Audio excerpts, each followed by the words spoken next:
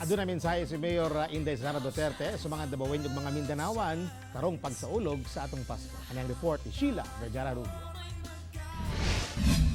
Nanghinaw si Davao City Mayor Inday Sara Duterte nga mamahimong malipayon ug malinawon ang Pasko sa tanan. Apan pahinumdom niya nga unta sa pagsadya karong Kapaskuhan, dili kalimtan nga dunay daghang tao nga nagsubo tungod sa kalamidad nga nahiaguman ug uban pa. Dugam pahimangno nga sanglit dunay bagyo nga nakasulod sa nasod karong panahon sa Pasko.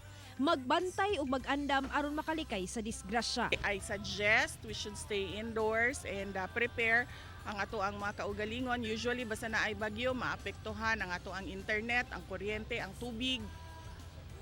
And then mag-andam punta sa ato ang mga atop o sa kanang mga possible na mga mulupad kung kusog ang hangin. Although as I said, wala tay typhoon signal for Davao City. Numdum usab ang mayor sa katawhan nga dili mo gamit og pabuto ilabi na nga gidili kini dinhi sa dakbayan.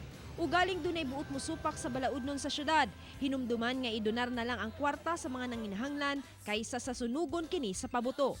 Hinuon, sigun usab sa kapulisan nga hugot silang nagmonitor sa mga malapason sa firecracker ban. Sa pagkakaroon, wala pa dyan natala, no?